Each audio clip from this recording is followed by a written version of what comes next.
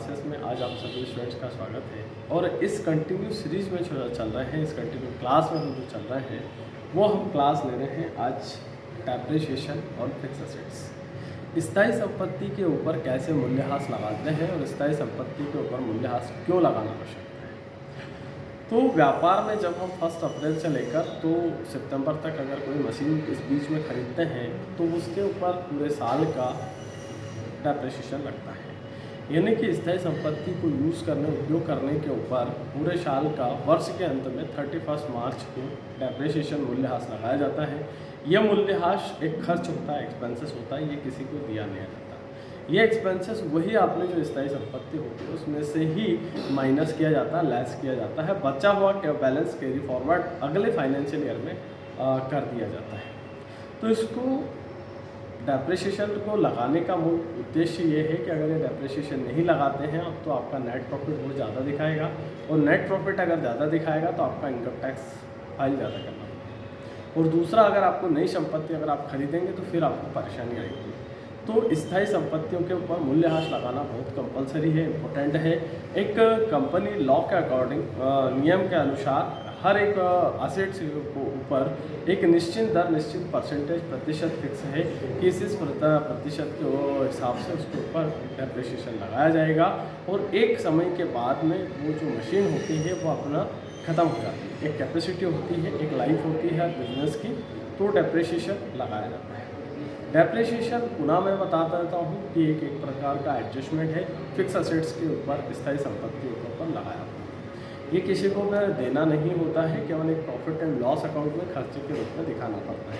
तो बहुत कंपलसरी है और बहुत इजी है, या हमारे कंपनी के लिए एक्सपेंसेस होता है। तो आइए देखते हैं हम किस प्रकार से फिक्स असेट्स के ऊपर, स्थायी संपत्ति के ऊपर वर्ष के अंत में 31 मार्च को जो क्लोजिंग हमारा साल का आखिरी दिन होता है तब उसको डेप्रिसिएशन कैसे लगाया जाता है। एक JB F7 में जनरल एडजस्टमेंट JB पास किया जाता है। JB एडजस्टमेंट समायोजन जनरल वाउचर पास कर उसके ऊपर फिक्स असेट्स लगाया जाता है। तो आइए देखते हैं, कंटिन्यू क्लास पढ़ते हैं। संपत्ति पर मूल्यह्रास लगाने से पहले हमको स्थायी संपत्ति खरीदना होती है तो परचेस वाले वाउचर पर हम जाएंगे और यहाँ से F9 पेश करेंगे। यहाँ से हम कैश में या क्रेडिट में हम यहाँ से कोई ना कोई सामान हम खरीदेंगे। तो यहाँ से हमने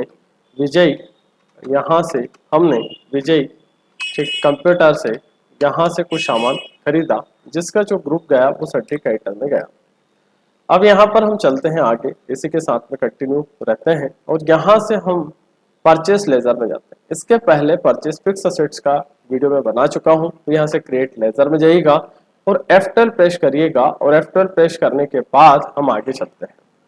तो यहाँ से F12 प्रेस करने के बाद में हम यहाँ पर चलते हैं और यहाँ पर हम प्रेस करते हैं use inventory allocation ledger for yes.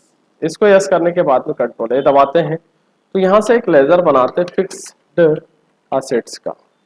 Fix assets का लेजर बनाते हैं, उसका जो ग्रुप जाएगा वो भी फिक्स असेट्स में जाएगा। इन्वेंट्री वैल्यू आर अफेक्टेड, इस ऑप्शन को यस करते हैं, कंट्रोल ए से एक्सेप्ट दबाते हैं। कंटिन्यू आगे चलते हैं और आगे चलने के बाद में यहाँ से हम आगे चलते हैं और यहाँ से सबसे पहले होगा फर्नीचर। अल्ट्रा सी से एक लेजर बनाते हैं फर्नीचर का और फर्नीचर को हम लेते हैं यहाँ से फिक्स असेट्स में। Fixed assets should quantity be edit को हम क्या करेंगे, यहाँ से यस करेंगे, कंट्रोल ऐसे एक्सेप्ट करेंगे। यहाँ से हम फिर इसको पीस में बनाएंगे और कंट्रोल ऐसे फिर एक्सेप्ट करेंगे। यहाँ से कंट्रोल ऐसे एक्सेप्ट करने के बाद में यहाँ से हम एट जीरो कॉस्ट लेते हैं और एवरेज प्राइस लेते हैं।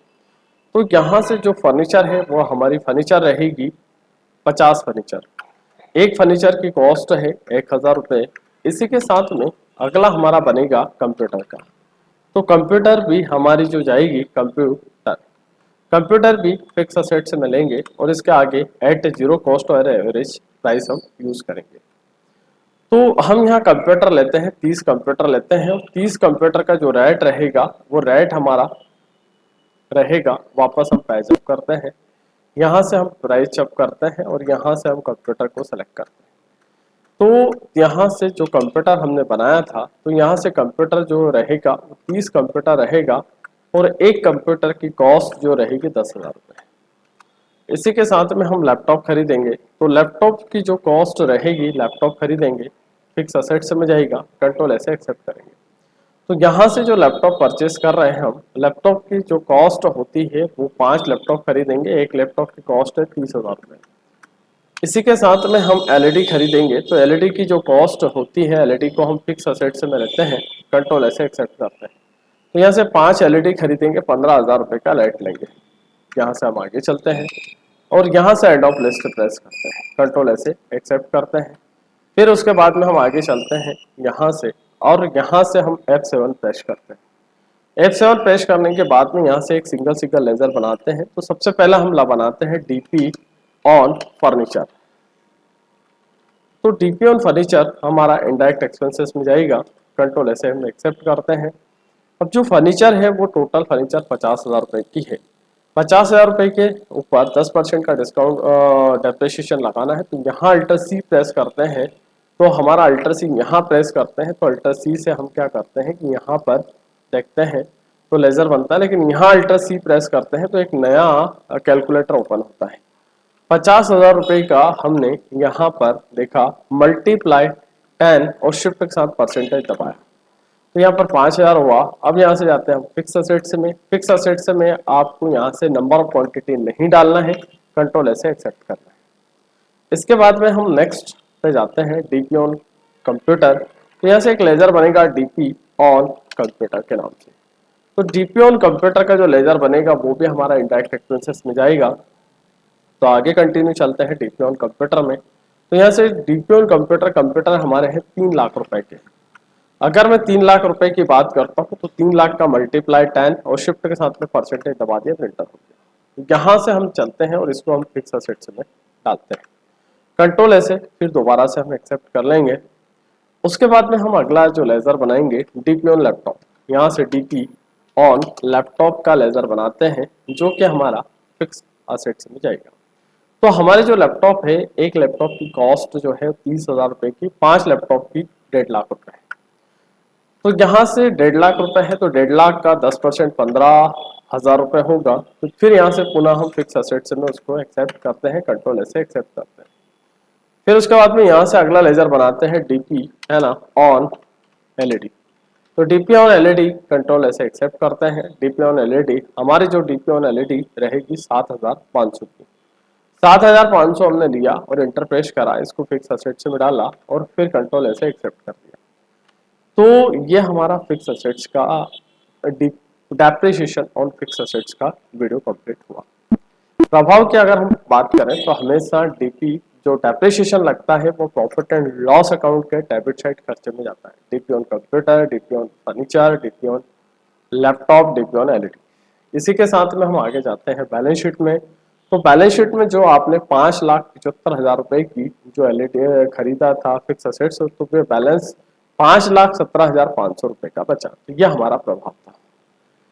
अब अगर अलग अलग लेजर वाइज डिस्प्ले मोर रिपोर्ट पे जाएगा और डिस्प्ले मोर रिपोर्ट पे अकाउंट बुक पे जाएगा और लेजर पे जाएगा, तो यहाँ पर अलग अलग आप लेजर वाइज भी रिपोर्ट निकाल सकते हैं।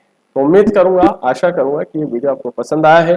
वीडियो पसंद आया है तो लाइक करें, शेयर करें और सब्सक्राइब करें। जय हिंद, वंदे मातरम।